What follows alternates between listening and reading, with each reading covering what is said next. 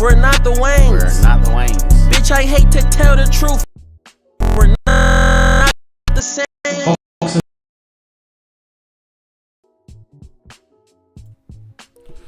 Alright, what is good, people? We back. It is the Ox and Rat podcast featuring myself and Perry D Rat. Perry, what's good? Hey man, we're back. After popular request, we're back. They cut the check. We back up.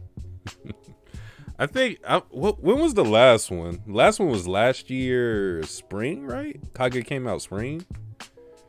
I think it was summer. It was summer, right? I feel like Kage usually comes out during the spring because that's the year. That's usually the season I always hype up. Because Made in Abyss was the summer, right?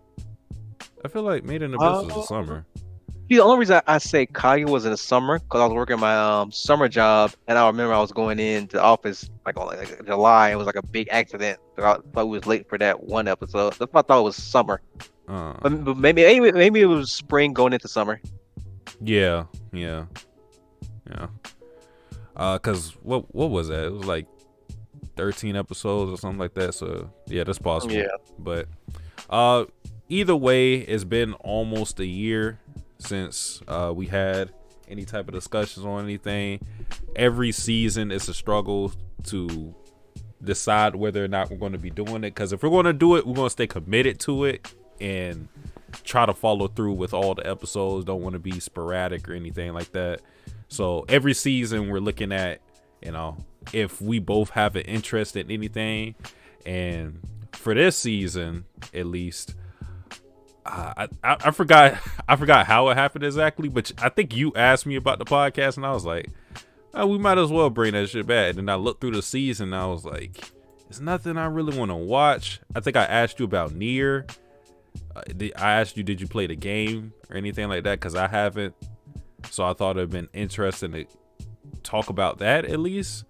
But then I saw Bungou Stray Dogs was having its 4th season, and I already watched the first season. So I was like, shit, let's do Bungou Stray Dogs because I know you like this series a lot.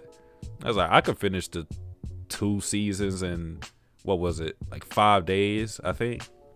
Yeah. It was crazy because I was joking when I think I was in the Style Mafia, and I was like, everybody in M5 letting me down because I've been hounding Morgan about listen to the Fabio album. Yeah. You about the Ox and Rat, and then Rex about meet up in Atlanta.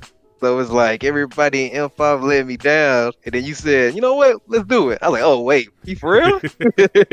I knew you was joking too, but I was like, I kind of want to do it just so we don't have an entire year hiatus. Because like I said, I think either way, if Kage came in the spring or the summer, I didn't want to wait an entire year to bring it back when we could have been talking about something.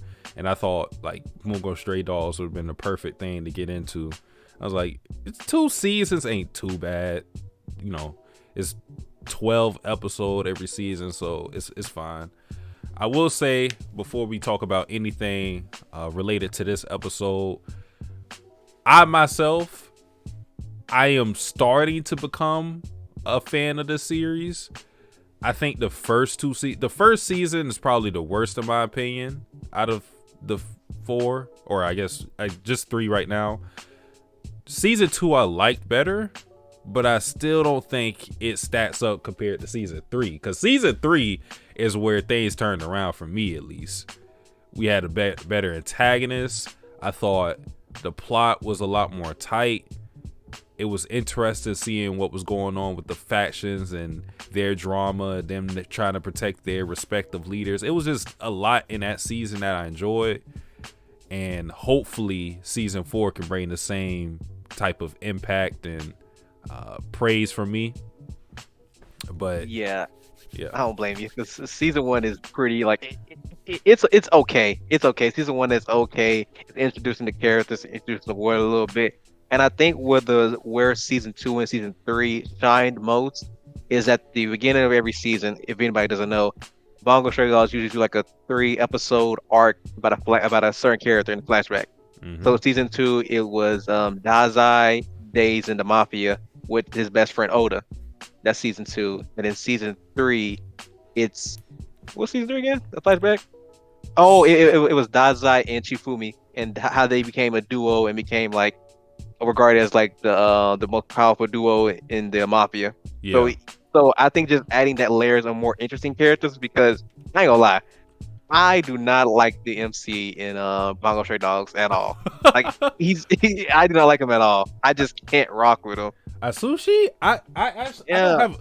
You know what? I don't have a problem with him because he's not oversaturated. I think if he was in a story a lot more, if he was more of the focus in the story, I would probably dislike him, just because he doesn't really have too much going for him, and especially in comparison to the other characters, because I don't think most people would have him in a top 5 characters of the series. I think that would actually be kind of wild. Yeah. It's just he's surrounded by more interesting people. That's the biggest problem. Like Yeah. I'm like, I want to see Dazai's story. I want to see Rampa's story. I want to see Mori's story. Like it feels like he's vanilla and everybody else is like something different. Yeah. I mean, like, I guess that's one of the strengths of this show so far, is that it knows how to juggle its characters. Like, when you were trying to speculate who's my favorite character, and surprisingly, Akiko wasn't my favorite, who like follows the archetype that I like. I think the reason why it ended up like that is because, if anybody, nobody would know, but Mori is my favorite character.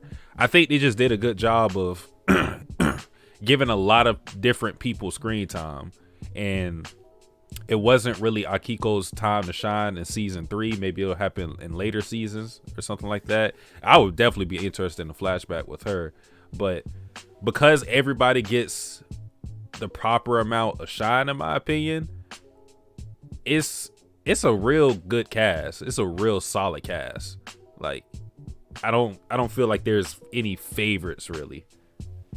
Yeah, that's one thing I love about this show is like, even if characters have like limited screen time, they are able to do so much with that limited screen time. Like, it never feels like they're just there for filler or for fluff. Yeah. Like, everybody has like their own character, and it makes the world feel more organic.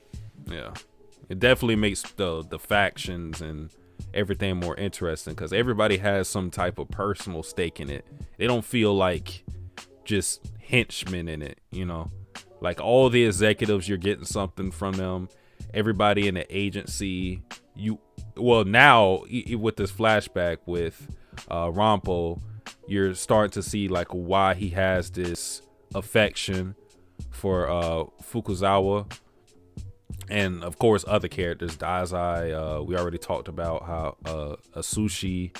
So yeah, I'm looking forward to more flashbacks like this. If we get to season 5, I'm pretty sure the flashbacks are always super interesting. I don't think I've disliked any of them, but I will say too, before we really start, we don't really have a set schedule with how we're doing this.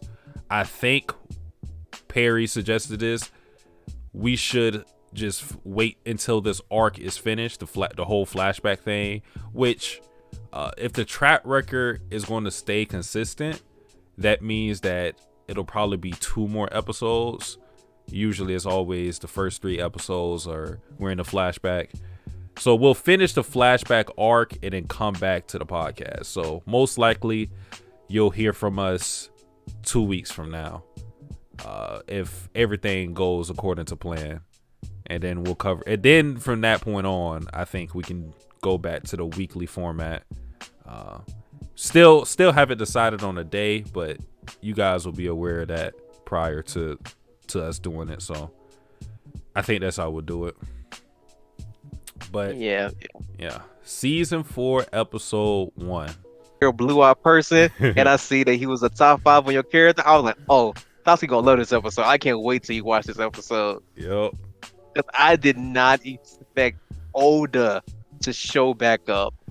Man, and he was nice. Like, I knew Oda was nice, but I didn't know he was nice as like a kid. Yeah, I didn't know that either. That shocked me, because when he said the whole red hair thing, I didn't register who that was exactly. But then he directly. He was like, "Yo, is that the assassin Oda?" I was like, "Hmm."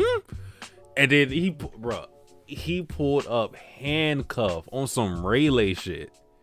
Got as soon as he realized he got set up, that boy got to work immediately. And it was so such a clean assassination. Like he was like, "Bro, Fukuzawa, I'm not fighting you. I got one person in mind I gotta kill." He did that precisely. 2 shots in the head. No wasted movement. Clean, bro. That nigga clean. Yeah, like because like the whole thing you see like the assistant's like, okay, yeah, we caught the assassin, he's in a chair, and then Fukuzawa was like, wait, caught the assassin, he just chilling there, and Rampa comes in and says, you probably hired him, he's probably just waiting to see how the situation gonna play out. When we find out you set him up, Oda said, I got what? Say less, and started getting to work. He said, you gonna do what to me? That was crazy. And then I'm wondering. Oh, go ahead. And then too, he's allowing himself to get arrested from it because he dropped his gun. So yeah, I wonder if this is going to be a direct result in him, talking to that one man and changing his ways and going the pacifist route. I forgot what age he did that though. I'm pretty sure he was a grown man at that time, wasn't he? When he started to change. Yeah. So I don't know where they take his character from here, but it's always interesting with the flashbacks because you only get doses of the character in a odd time in their life. Because we got Fukuzawa in a flashback before, but it was more so like telling the side of Mori, and he was kind of like a side piece in that. And that was before, that was prior to this incident. Now Fukuzawa's on his own. He's at a stage where he's trying to, I guess, shed that whole role he had as, pretty much like a hitman. So yeah, it's interesting to see these characters at different stages of their life. But Fukuzawa right now, he's on this Batman grind, work alone. And right now, we got his Robin, Rampo, top 2. I think he top 2 for both of us, ain't he? Yeah, I think so. Yeah. He's my 2, and he think he's your 2 as well, right? Yeah. And Rampo cold, bro. But he a locker room cancer.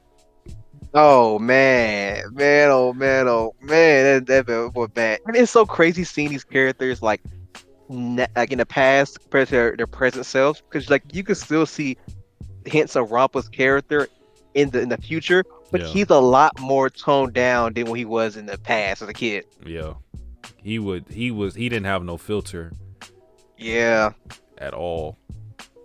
And I think what it is, I mean, it was said in this episode, Fukuzawa realized that Rampo didn't realize that he had a gift, that he believed that everybody knew some of the information and the hypothesis he was coming up with, when it's like, yo, no, you're just special. Nobody else has that type of talent. And I guess what we're going to see is Fukuzawa cultivate that talent and instill the type of confidence that Rampo, we know he has. Because it's weird, because Rampo is doing what he's doing, exposing niggas, but he doesn't have an ego about it. It's just he's kind of matter-of-factly revealing this information. Like, he doesn't have a pride as a detective currently. It's just it sounds funny, but snitching on niggas right now is his hobby, bro.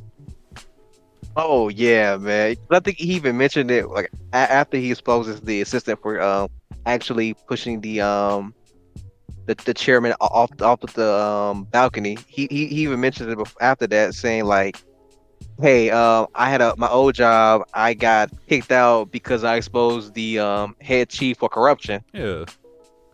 Yeah, just stuff like that. He just stays everything so matter-of-factly that I kind of feel bad for him, because he probably throughout his whole life just assumed, oh, everybody know what I know, and I'm just saying the obvious. Mm-hmm. So when he gets these like visceral reactions from people, he doesn't understand it because he's like, wait, I thought this is like something like everybody knew. Yeah.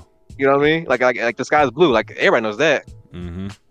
And I think what probably added on to it, what's good, Renation.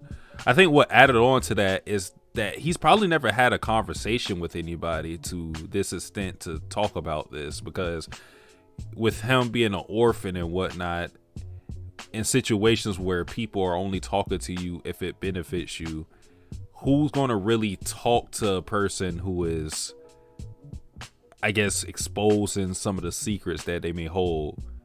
So being with a person as patient as we know Fukuzawa to be, is really good for him, because he gets to, I guess, he gets to balance him in a way that he starts to understand this is a gift of yours, and you don't have to say everything that's on your mind. Like, you got to have some type of check and balance with that. So I guess that's what he's going to learn. Yeah, and he also mentioned he has a terrible time with adults because naturally, I don't know if you ever heard the old saying where like kids are more truthful than adults. Yeah, for sure.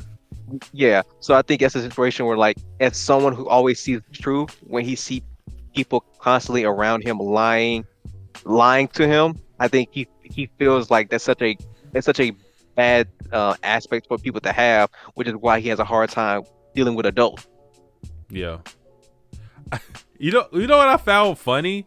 The fact that he was trying to get the working permit to get money. The fact, it's funny to think about in hindsight that he already knew old boy was a murderer, but he still wanted that job. Yeah. Hey, you killed that nigga, but I'm still trying to get this money up, bro. Niggas be hungry. Oh, but shout out to him. He was pressing Fukuzawa to, get him a job, place to stay, all that stuff. And Fukuzawa is in an interesting point, and this is an archetype I'm kind of discovering that I like. It's the whole reluctant parent archetype. And we both are aware of one character who follows this, which is Teresa from Claymore. I think I really like this archetype. The father figure or mother figure that don't really want to be in that position initially, but to kind of either force it to or to just grow to like it. Because I think that's what's happening with Fukuzawa, because he was not trying to take in Rampo, bro. That nigga said, "Yo, call me if you need son. I'ma holler at you though." And then Rampo called that man immediately. "I need your help. I'm gonna die out here." And I like how Rampo uses the fact that he's like a 14-year-old child for his advantage when he's negotiating with Fukuzawa. Smart. Yeah. 14 years old on this grind. Get that man a job. Yeah, man. Yeah. And it's so interesting seeing Fukuzawa in this state, because we always see him as like the head of the armed detective agency and like being like stoic, but also having like all the people around him. So seeing his more colder side and how he was, and like seeing the trauma that he went through as a bodyguard and as a professional hitman, you kind of see like his character and how he like developed. Yeah. Potato Farmer Gyro said, "Is this an anime only discussion? Because I don't want to be I don't want spoilers." Yeah. As Perry, you've never read the manga, have you? Nah, I never read the manga. Yeah, we both aren't manga readers, so we're just talking about whatever episode is in the title is what we're going to be talking about. We're not going to talk about anything further than that. We're not manga readers of the series, so you should be safe as long as you watch season 4 episode 1. You should be safe. But yeah, Fukuzawa, he isn't like the kind leader we know him to be. He obviously has morals, because one has to have morals if they're feeling ashamed about the past that he's had. And we don't know exactly the incident that happened that changed him this way, but I think the opening, because the opening only really features Fukuzawa and Rampo, but I think there was also another character in the opening that we haven't seen before. What I assume happened is that he was killing people. He was obviously ordered to kill people, and in that he probably killed a friend or something like that we're not aware of yet. Because I could see that being the thing that makes him go like, all right, this is the last job for me. This is the final thing I'm gonna do, and him wanting to change after that. Yeah. One thing that's interesting about this flashback is there's very little emphasis on like their gifted abilities. Yeah. More so for like Oda, because like I thought we at least get something about Oda's ability in this episode, but I wondered when do their abilities like kick in? You know what I mean? Yeah, I don't know if that's ever been addressed, because I was thinking about that too. Because during that whole little exchange, I was thinking to myself, is Oda using his abilities? I don't think so, because usually when even if people aren't seeing it, usually when they show abilities, every time they indicate it with like, you know, like the flashing thing around them, like the circle orbit thing around them. They always indicate it with that. Like I said, I don't know if that's something that the characters themselves see in the show, but at least to the audience, we always see that. But I don't think he was using his abilities, which just goes to show you how cold he was. Because I mean, Fukuzawa, we know how strong Fukuzawa is, and this is prime Fukuzawa. This ain't Whitebeard sick old Fukuzawa or nothing like that. This is straight killer Fukuzawa, and he was still hanging with them, handcuffed at that. Yeah, it's so crazy because like you saying that reminds me of that meme. Would it be like I think it was during Wano when like Zoro didn't have Emma, and it was like Zoro 99% of his power without Emma, and Zoro with Emma is 100%. Yeah. I kind of Fukuzawa. I don't think he had his sword with him in this arc. True. Which made Rampo's whole accession of him being a swordsman like more profound, because I think I don't know. We never discussed this about like the intelligence of Rampo versus Dazai, because obviously these are two niggas who like IQs are through the roof. But I mean, it's Dazai also possesses this, but I think Rampo is just crazy with it. He's so efficient with his deduction skills. This man could walk into a room, look around for 5 seconds, and damn near have everything mapped out. He knows the suspects. He knows who he shouldn't talk to. He knows what clues he has to look for further. Like, he walked into that room and already knew who did it. He talked to Fukuzawa for a little bit, observed him for a little bit, talked to him again, and damn near knew this whole man's autobiography. What was crazy in that scene was like, he knew information about the fingerprints being on the coat jacket that I was like, wait, did this man just die like probably 15 minutes ago? Like, how was you able to see the fingerprints on the coat and everything? Because we still see his body like being covered up when Fukuzawa walked past him. Yeah. It's efficiency, man. He needs little information, bro. That boy was hooked, man. He thought like, all right, I got this plan out, because that plan was smart. Like it was a good plan. Bro. It was good. It was good. He had all the paper laid out. All right, you can't come in here. I'm trying to figure out the killer's motive. And Fukuzawa was like, all right, let me just do a little backflip over here, talk to the assassin. He was, man. Good ass plan, bro. That was so smart, man. I kind of feel bad for him, man. He ran into like running into Jordan in the 90s. Yeah. Damn. Remember in Kakaguri when old girl Erimi, the lolly girl, ran into she tried to challenge Yumeko and Midori to the finger guillotine thing. Oh yeah. Like you literally chose the worst people to try this with, bro. That man ran into a gauntlet, nigga. Cause he would have got Fukuzawa. Fukuzawa was all, you know, he ain't really no detective like that, so he didn't catch any of this. But as he's hearing it, he like, wait, hold on, he kind of right. And dude was getting pranked. He was like, "Hey, focus on, get us out of here. Dad, get him out of here. God damn it, you dumb." Oh man. Potato Farmer Yo said, I cannot wait to see where this backstory goes because both season 2 and 3 had some of the best. Oh yeah, for sure. I think I enjoyed the older flashback more than I enjoyed the Chuya flashback, but they're both still like highlights of their respective seasons. And then he goes on to say, yeah, both Fukuzawa and Rampo basically rely on their own talents more than their abilities, and Rampo basically doesn't have one anyway, so that's very interesting. That's true. I didn't think about that, but that's true. That's true. But even that, their abilities don't really like work well with each other because Fukuzawa's whole ability is like helping other people get their abilities under control, like giving them better control of it. So even with Rampo, it wouldn't really affect them. But it's kind of interesting that for someone who's like a lone samurai and bodyguard, his ability is to like help others in more of a supportive role.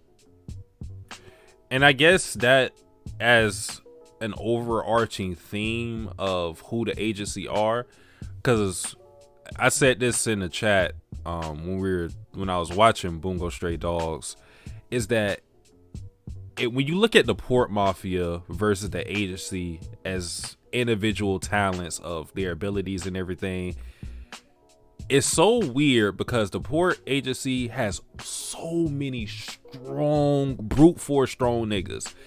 Like even niggas that you look at as kind of like gags, like the lemon guy, bro. That nigga, he literally defended Mori from getting killed because they couldn't do anything because he was bombing the entire place. They could not check him. Yeah, it's so funny because in season 1 he gets packed up pretty easily, but then like in season 3 you like, oh shit, oh god, this nigga actually like his ability can be useful and like blow niggas up. Yeah. It's so many brute force. Like you got Akutagawa.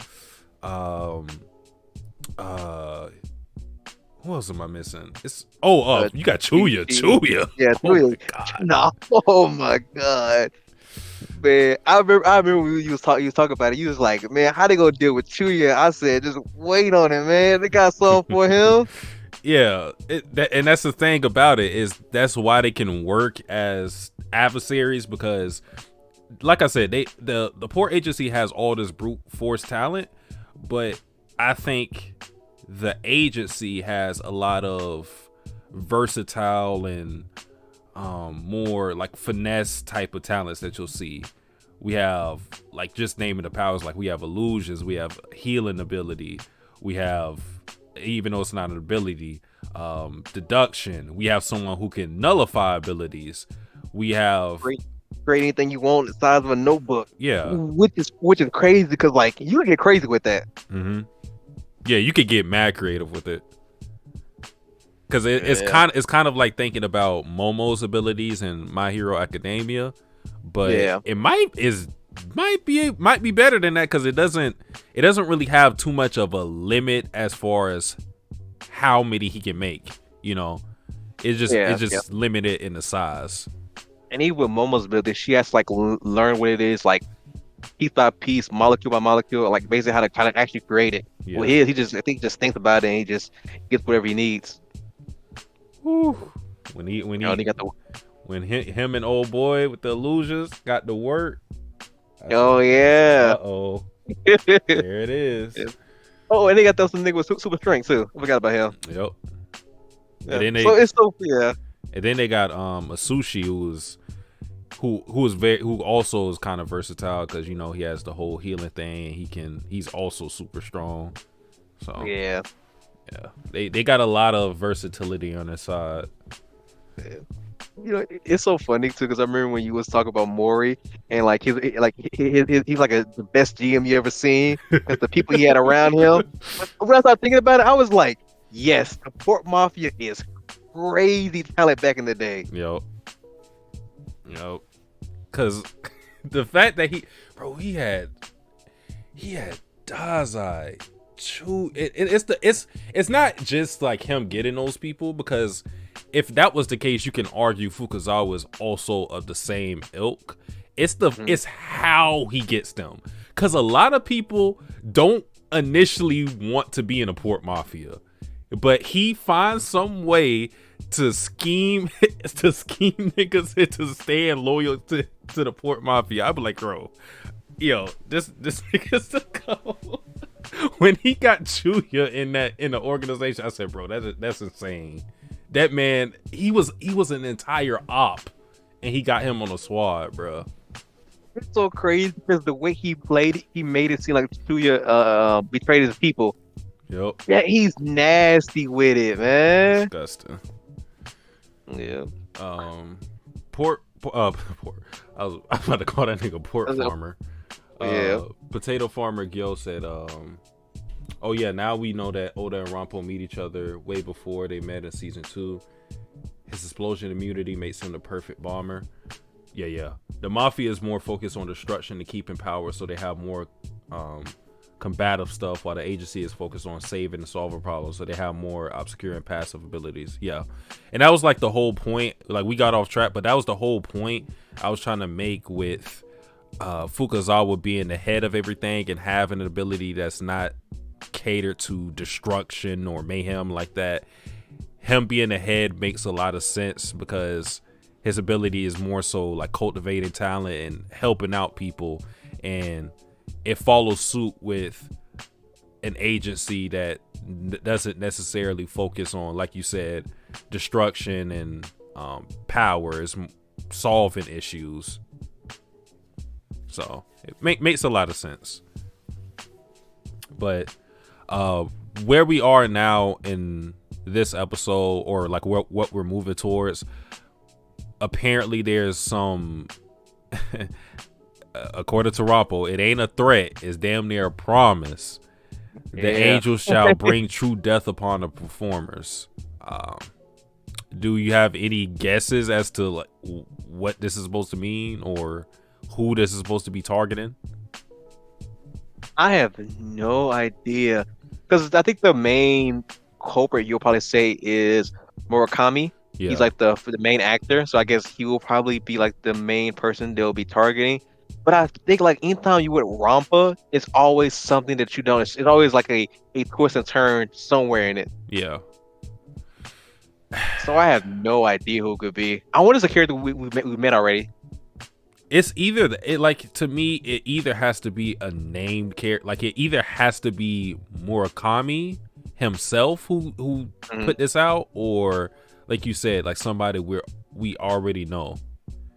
Because why would we care about some random performer that we're not aware of? And weirdly enough, they gave Murakami a decent amount of screen time. Like, he was talking for like a whole minute. So I found that a little strange, if he was just going to be some victim in all of this. So if I had to guess who put this out, I would guess it's him. Because he also said something weird when Rampo said like the script was boring, and he was like, that's for the audience to decide. He was like, if it's boring, if you say it's boring, I guess it is boring, because it's the audience who ultimately decides everything. So I wonder if that whole declaration is even supposed to be against the performers. I wonder if it's supposed to be against the audience. So maybe he has like some resentment towards how people perceive his acting or something. Don't know exactly, but yeah. I wonder is when he talk about performers, is he saying like he's saying the audience are the performers, like a play on the words? Yeah.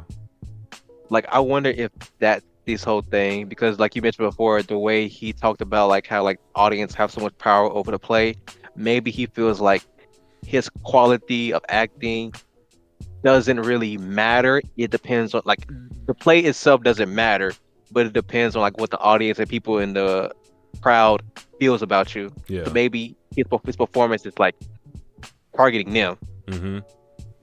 Yeah, because that was where my mom was going, because I think it was Rampo who questioned whether the performers were going to die. And like I said, I feel like it wouldn't really matter if we were targeting like some random performers or anything like that, unless Murakami himself was the one doing it. But yeah, and then he talked about being defenseless on the stage too. So that was also a weird comment to me, but I guess we'll see in the next episode.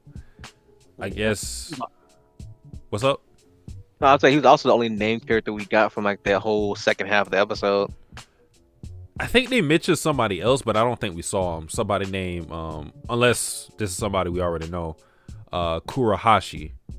Do we know that person? I don't think so. Because they said that was the stage, right? But like I said, I don't think we actually saw them. Yeah, okay, yeah, I remember now, yeah. And then too, there was also like the lady who arranged this all. Like she could also have some type of involvement in everything, but I'm not really sure. Yeah, because Rampa did mention that like there was some kind of beef between her and the police, and that's why she hired Fukuzawa. Is that right? Yeah, she said. He said she didn't trust the police and she didn't trust Fukuzawa, so she didn't have Fukuzawa meet with the police because she wants them both to keep an eye on each other. So yeah, we don't know why that is, but I guess we'll find out. Potato Farmer Gil said, who do y'all think would be targeting the performers though? I think it would be Murakami. And then too, well, this is I won't even mention that. That's off base. But yeah, I think it would have to be Murakami because he's the only one that really had any type of focus other than the lady that hired Fukuzawa for this whole thing. So yeah. Or it could be the person who. I wonder would the script writer appear in the next episode? That could happen too. I feel like what you said about my script, boy. Yeah. Art is an explosion. Ooh, shout out him, man. Shout out that guy. I think. Yeah, because like. Go ahead. Oh, I was just gonna say I feel like it's so weird that they named up the character that we haven't seen yet. Yeah. I have no clue. Yeah. I was gonna say. Do you think Potato Farmer? If you have a guess. Oh yeah. I think the only thing else that happened in this episode was a whole conversation with Fukuzawa and Rampo at the end, where Fukuzawa showed his Conqueror's hockey, yelled at that, screamed on that nigga. Let that nigga know. Not this last to the ground. Yeah, man. He said, "Is this the conqueror of a king?" But I mean, yeah. So Fukuzawa asked for the whole appraisal of himself. What do you see when you see me? And I think the reason why he asked that is because obviously he's trying to make amends for some of the things he's done in his past. He's going on his own. He's not working as that hitman anymore. So I think he wanted to, I guess, see where he's at in his life and his progression to be who we know him to be currently, you know. Yeah. So I think that was like a reality check for him. Yeah, I wonder if the Fukuzawa's whole like the reason why he asked that was trying to see like where was he at progressing in his new life as like a bodyguard and like taking on these small roles. And I guess the best way to get it is from somebody who can always see the truth. Yeah. So I guess he was trying to measure like how much farther he has to go to like completely get that off of him. Because I feel like if Fukuzawa asked Rampa in the present, what do you feel about him now? How you feel about him? He'll probably give a much different answer then than he will now. Oh yeah, for sure. Yeah. Potato Farmer Gil said, I honestly think it could be something to do with the Port Mafia maybe, or it could be something new because they worded the threat in a certain way. So IDK, if it's just any random person, yeah. What stuck out to me is the fact that the declaration says true death. That kind of stuck out to me Because if you were just going to kill someone, I feel like, just death would have worked. But true death is a weird way of wording it, in my opinion. But I don't know if that could just be a translation thing or what. But that's just something that stuck out to me. And then it also says the angels, so plural. That's also weird to me. So even if it is Murakami, unless he's claiming that this is like some divine will by the gods and they're with him, it's probably multiple people that are trying to carry out this whole thing. But I'm not entirely sure. I wonder if we see Mori in this flashback as well. I don't know. Like, I would say no, but he always finds a way, so I wouldn't be surprised. Yeah, especially because we're dealing with like a young Fukuzawa. So I wonder, are we gonna just everything take place in this one theater? But I won't mind it. But I would like to see more about like, I just want to see the interaction between Rampa and Mori. That'd be interesting. Good. Yeah, he. I wonder what his evaluation would look, because Mori is, even though we've seen a lot of him, to me he's still an enigma. Like, you don't exactly know his hand, and that's what makes him an interesting character. I remember it was one scene with him and Dazai, and he was saying like, Dazai, you want to come back to the Port Mafia? He's like, nah, no, can't do, because you probably see what you see in me is what's in you, and you probably assume I was gonna kill you and take over the Port Mafia if I stayed. Yep. Then he had that boy locked in and said, hey, yo, man, you my witness, right? He died from sickness, all right? Hey, man, it is, like I said, Mori ain't killed nobody, man. Yeah, man. It just so happened he died, when he was standing right there. And I'm talking about he's not as good of a doctor as a Kiko is, man. That's all it is.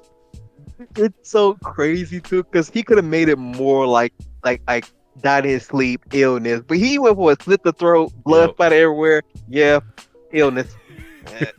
That's because he's a doctor, dog. He could have just poisoned.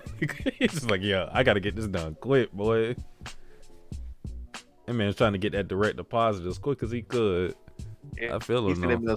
He seen that man was fucking up the Port Mafia. He was like, hey, yo, man, gotta back him up out of here, man. He loved the city. He was fucking it up. That's what I love about their relationship. Mori and Fukuzawa love the city so much they're willing to uphold the balance. And I think in their fight in season 3, you see it where Mori says, hey man, if you die, someone would take up your mantle and keep it going. But if I die, this city is gone. Yeah, bro. The thing is too, I thought about that too, because I was like, yo, if they seriously kill somebody in a season, I was like, what would be the ramifications of both of their deaths? And with Fukuzawa, like, yes, the agency would be mad and a lot of people would hold resentment, but they're level-headed enough to where the entire agency isn't just going to go after the Port Mafia. They're not going to go on a suicide mission. I think they will realize like it's more important to keep everybody alive and everything. The Port Mafia, though, how they feel about Mori and what Mori represents, if he died due to the agency, they're coming after the agency with full force, and there's going to be a war. Like, and it's not going to be any stopping it. And it's not even just that; it's the power vacuum that's going to be in the Port Mafia as well. Because it's like, who can you reliably say is like the next up if Mori dies? You don't really got nobody except for the old guy. He's the only one I can see in that position, because a lot of these niggas are shady, bro. You can't like the one nigga you can't have running the organization is a Kutagawa. Keep that nigga away from the seats. That man is a loose cannon, bro. That man, he's a dog. We talk about like that's him from the stray dog. He is a wild animal, man. And Chuya can't hold it up. Like, I love Chuya, but he not there yet. I keep forgetting the girl with the fan. She it would be interesting to see how she would do it, but she's shady. I mean, Mori is as well, but nah, I don't see it ran well with her. I feel like they all missing one important aspect for them to replace Mori. Like Mori has like the best qualities out of the three you mentioned. He has the power of the intelligence, and the cunning to like to control those people and do what he has to do to like keep them in line. Yeah, Mori's foresight is just you can't really replicate his leadership. Like whoever would take the helm would have to lead in a different way because nobody is like Mori. Yeah, it's just and with the can't do it. Yeah, and with the ARM detective agency, we already know Dopo would be like the most well suited to take over the second command role. Because I remember that one episode where like they talked about like, I wonder who would be our second command. And before the episode even ended, I was like, there's only one choice. Like it's literally like he's like built to be the leader if Fukazawa like passes away or gets killed. Yeah, for sure. Level headed. You know what I'm saying? Cares about his subordinates. Yeah, he could fill that position. You know. The only thing which was already worked on would be like Rampo's whole thing, because he was about to shut down if Fukazawa, was killed. And, not having him would be a huge hole in the agency, but with him like doing the deductions without his glasses, that already is showing a sign that he's a little more prepared to act if Fukazawa were to die, because he's standing on his own, because the glasses to me kind of represent his connection with Fukazawa, because I'm pretty sure he said that he got the glasses from him, which is, I guess, kind of like a show of like taking someone under their wing, because the same thing happened with Mori and Dazai, with Mori giving him his coat and then Dazai eventually throwing that shit away. Yeah. Gave him the FUBU coat. It ain't Ralph. Potato Farmer said, from the info we got from the ending bits of season 3 from Mori and Fukazawa, I do think we may see him, since Mori was talking about Fukazawa and breaking him and being an assassin. I'm pretty sure the Fukazawa we are seeing right now is a bit after him and Mori were together under Natsumi for a while. And that's another thing too. Not Natsumi has to be, we haven't really focused too much on the relationship between Natsumi and Fukazawa. We know it exists, but exactly like the key details and everything, we don't know. I mean, Akutagawa is learning though. He learning at a slow rate. Yeah. I'll say he got better for season 1, but man, oh my god. Yeah. It's funny because Mori's whole deal with how to deal with Akutagawa is literally like, hey yo man, you can do what you want, but you better have results. Yeah. That's all I care about. That's all I care about. You better get the job done. Yeah. He already understands, like, trying to get him in line is just, it ain't gonna work, but he's worth it because, like you said, he gets results, and of course he's powerful. And they have high hopes for him to be even more powerful because they see the potential. Still young and everything, so got a lot more to learn from. And that's another thing too. When we get into the future or the present time, what's going to happen with the whole beef between him and Atsushi? What's going to happen with that? Because he said in 6 months, I gotta beat your ass. Yeah. I don't know. It's gonna be very interesting. Because he also told him, like, I wonder, are we gonna see the struggle of him like not killing people? Because you see it in like the season 2 flashback of how like he was just all about killing people, eliminating enemy, and that's it. And Dazai was like, "Are you dumb? We need information out of these people. Why are you killing them?" And he just laid him the fuck out. I think he said. Like, I think he said, "Yo," I forgot what he said exactly. I think he said, like, if you do that again, I'm gonna punch you and shoot you 5 times. yeah. I said, why is that so specific? Oh man. The way Dazai had that man training, he was like, I think he talked about like, can you catch the bullet with your abilities? And no, man, I can't do it. Dazai said, "Are you gonna do it now?" He put the bullet in shot him. He Yeah. said, "Look, you can do it." Yo, man. Shout out to Daza, man. Yo, Still respect though. Yeah. Daza senpai. Oh man.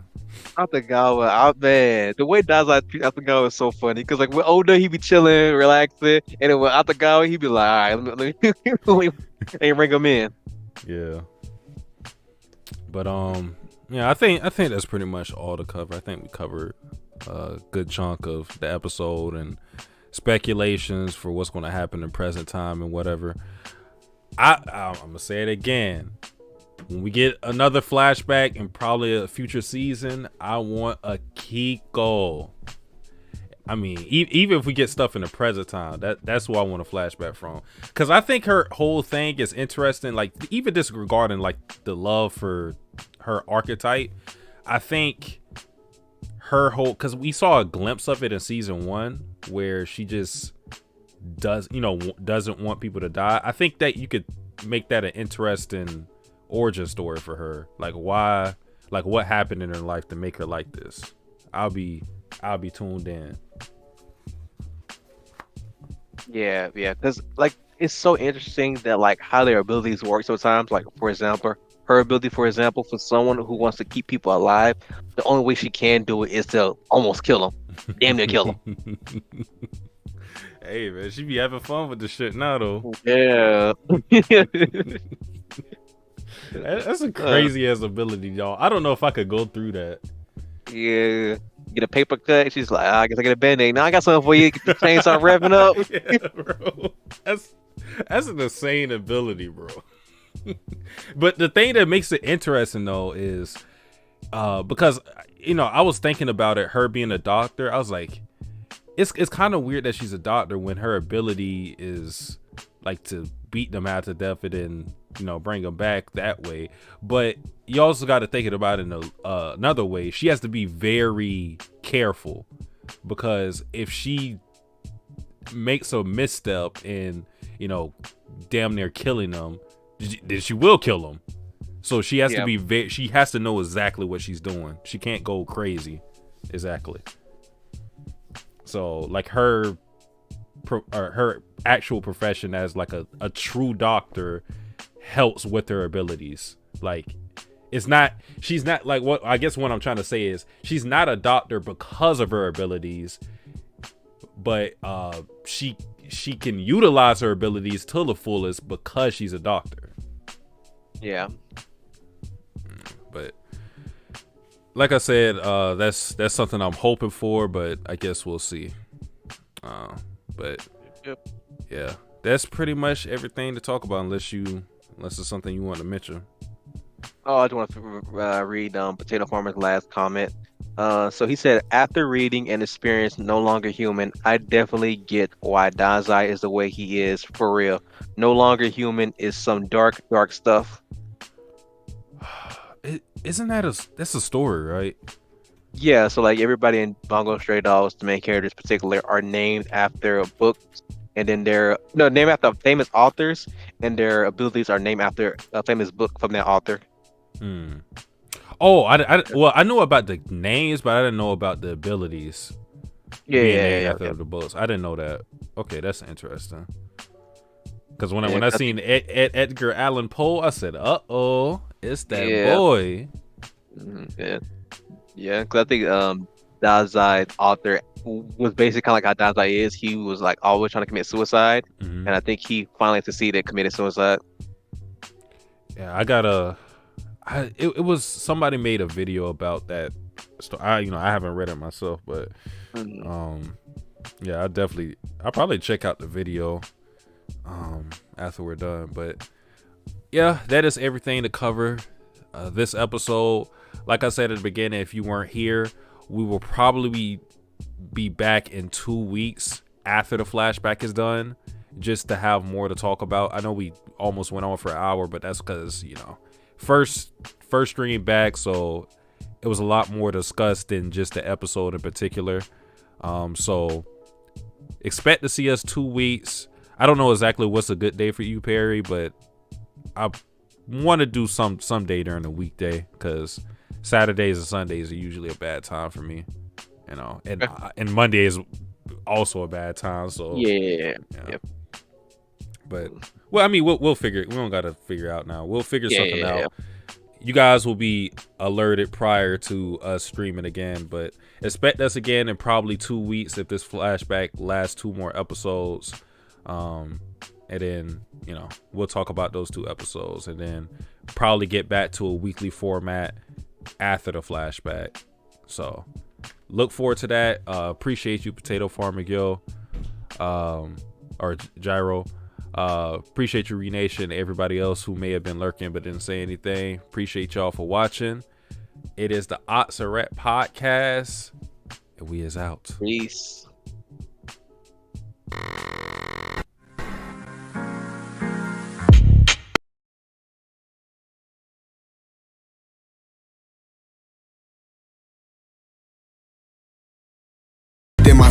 Back within myself, back on a mission to put the power back within myself, back within myself, back on a mission to put the power back within myself, back within myself. My days have been crazy, friends acting shady. People say they love me when they really hate me. Only God above me, only He can save me. Been led by the Spirit, fought Voldemort as a baby. Searching for the answers, they selling for no maybes.